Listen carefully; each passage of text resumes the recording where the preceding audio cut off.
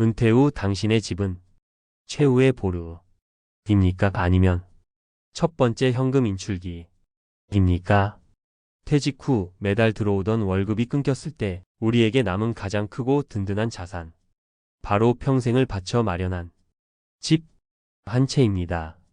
어떤 분들은 이 집을 발판 삼아 제2의 인생을 멋지게 설계하지만 또 어떤 분들은 성급한 결정 하나로 수십 년의 노력을 허공에 날려버리기도 합니다.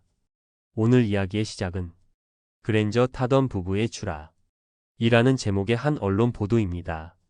잠시 후 총 자산 6억 원을 손에 쥐고도 어두운 단칸방으로 향해야 했던 한 부부의 안타까운 선택에 대해 자세히 들여다볼 겁니다. 과연 그들이 놓쳐버린 단 한 가지는 무엇이었을까요? 경기도에 살던 60대 김영수 씨 부부의 이야기입니다. 2년 전 남편이 평생 몸담았던 직장에서 퇴직하며 부부는 큰 결심을 합니다. 정들었던 집을 4억 원에 처분하기로 한 것이죠. 손에 쥔 돈은 집값 4억 원에 퇴직금 2억 원을 더한 총 6억 원. 부부는 서로의 얼굴을 보며 이제 고생은 끝났다고, 이 정도면 남은 노후는 충분하리라 막연하게 생각했습니다. 하지만 첫 단추부터 잘못 꿰어지고 있었습니다. 부부는 당장 목돈을 아끼겠다며 보증금 5천만 원의 월세 아파트로 거처를 옮겼습니다. 그 순간부터 매달 통장에서 꼬박꼬박 월세가 빠져나가기 시작했습니다. 마치 밑 빠진 독에 물을 붓는 것처럼 말입니다. 더 큰 문제는 남은 돈이었습니다. 주변에서 주식으로 돈을 벌었다는 이야기에 귀가 솔깃해진 부부는 남은 돈의 상당 부분을 주식시장에 투입했습니다. 하지만 운명의 장난이었을까요? 공교롭게도 부동산과 주식시장이 동시에 하락하기 시작했고 부부의 자산은 눈 녹듯 사라져 반토막이 나고 말았습니다. 한때 번듯한 그랜저를 몰고 다니던 남편의 어깨는 한없이 처졌고 이제는 낡은 운동화에 의지해 버스를 기다리는 신세가 되었습니다. 여러분이라면 이 상황에서 어떤 선택을 하셨을 것 같나요? 이 안타까운 사연 속에는 은퇴자들이 가장 빠지기 쉬운 세 가지 치명적인 착각이 숨어 있습니다. 첫째, 자산을 소득으로 착각했습니다. 집은 우리가 발 뻗고 편히 잠드는 공간이자 마음의 안정을 주는 자산이지 매달 월급처럼 빼서 쓸 수 있는 소득이 아닙니다. 농부가 내년에 심을 벽시를 꺼내 밥을 지어 먹는 것과 같습니다. 원금을 생활비로 헐어쓰기 시작하면 두 개 난 작은 구멍이 댐을 무너뜨리듯 걷잡을 수 없이 사라져 버립니다. 둘째, 주거 안정. 이라는 무형의 가치를 너무나 과소평가했습니다. 내 집에서 산다는 것은 단순한 거주 이상의 의미를 가집니다. 월세살이는 매달 현금이 새어 나갈 뿐 아니라 2년마다 집주인의 눈치를 보며 이사 걱정과 보증금 인상이라는 불안감에 시달리게 만듭니다. 마음이 불안한데 노후가 편안할 리 없습니다. 셋째, 마지막 보루를 가지고 최대의 도박을 했습니다. 노후 자금 운용의 제일 원칙은 수익률이 아니라 안정성입니다. 무슨 일이 있어도 지켜내야 할 돈입니다. 그러나 부부는 가장 안전하게 지켜야 할 주택 자산을 현금화해서 가장 위험 변동성이 큰 주식시장에 섣불리 뛰어드는 최악의 선택을 하고 말았습니다. 자, 지금까지 우리는 김영수 씨 부부의 안타까운 실수를 살펴봤습니다. 마음이 무거우실 수도 있습니다. 하지만 지금부터가 진짜 중요합니다. 이 비극을 피할 수 있었던, 그리고 우리 모두가 알아야 할 현명한 대안에 대해 이야기해 보겠습니다. 만약 김영수 씨 부부가 시간을 되돌릴 수 있었다면 어땠을까요? 그들에게는 집을 팔지 않고도 어쩌면 지금보다 훨씬 더 안정적인 현금 흐름을 만들 수 있었던 방법이 있었습니다. 바로 주택연금입니다. 주택연금은 만 55세 이상 부부 합산 공시가격 12억 원 이하의 1주택 소유자라면 누구나 신청할 수 있는 제도입니다.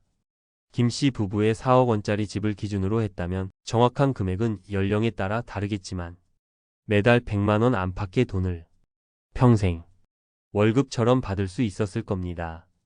내 집에 계속 살면서 집값이 오르든 내리든 상관없이 국가가 보증하는 연금을 따박따박 받고 나중에 부부가 모두 세상을 떠난 뒤에 집값이 연금으로 받은 총액보다 더 많이 남으면 그 차액은 자녀에게 고스란히 상속까지 되는 제도입니다. 가장 강력하고 안정적인 대안을 눈앞에 두고도 알아보지 않았던 것이죠.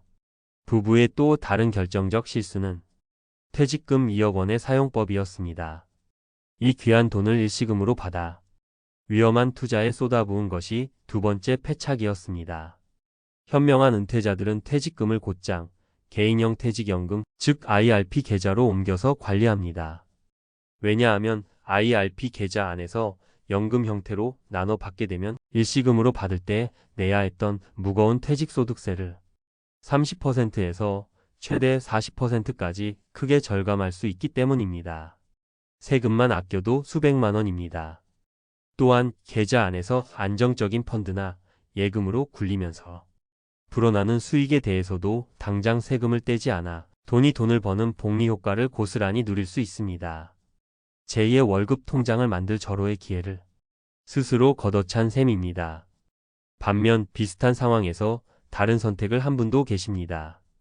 60대 박선미 씨 부부의 이야기입니다. 남편의 은퇴 후 소득이 뚝 끊기자 부부의 고민도 깊어졌습니다. 주변에서는 답답하게 그러지 말고 집 팔아서 편하게 쓰라 는 유혹의 말들이 들려왔습니다. 하지만 부부는 서로의 얼굴을 마주보며 한 가지 원칙을 세웠습니다. 우리가 평생 일궈온 이 집을 떠나는 건 정말 다른 방법이 하나도 없을 때 가장 마지막에 생각하자. 그들은 막연한 불안감에 휩쓸리는 대신 주택금융공사를 직접 찾아가 주택연금에 대한 상담을 꼼꼼히 받았습니다. 동시에 남편의 퇴직금은 IRP 계좌로 안전하게 이전하고 전문가와 상담하여 연 4%에서 5% 정도의 수익률을 목표로 하는 안정적인 포트폴리오를 구성했습니다. 현재 박선미 씨 부부는 매달 들어오는 국민연금에 더해 주택연금과 IRP 연금까지 총 3개의 든든한 파이프라인을 통해 안정적인 생활비를 확보했습니다. 무엇보다 통장 잔고가 줄어들지 않을까 하는 불안감 없이 서로에게 의지하며 편안한 노후를 보내고 있습니다. 오늘 우리는 두 부부의 엇갈린 선택을 통해 은퇴 후 재산 처분에 대한 중요한 교훈을 얻었습니다. 이제 마지막으로 당신의 집을 최후의 보루로 굳건히 지키기 위한 3가지 행동 지침을 정리해드리겠습니다. 첫째, 막연한 불안감에 집부터 팔아야겠다는 생각을 버리십시오. 집은 당신의 노후를 지켜줄 가장 튼튼한 성곽입니다. 당장 현금 흐름이 필요하다면 매각이 아닌 주택연금을 가장 첫 번째 선택지로 올려놓고 알아보시기 바랍니다. 둘째, 퇴직금은 절대 섣불리 투자하지 마십시오. 그 돈은 당신의 30년, 40년 노동이 결정체입니다. 반드시 IRP 계좌로 이전하여 세금 혜택을 온전히 누리면서 연금으로 길고 가늘게 수령하는 방안을 최우선으로 검토해야 합니다. 셋째, 누가 얼마를 벌었다더라 하는 말에 더 이상 흔들리지 마십시오.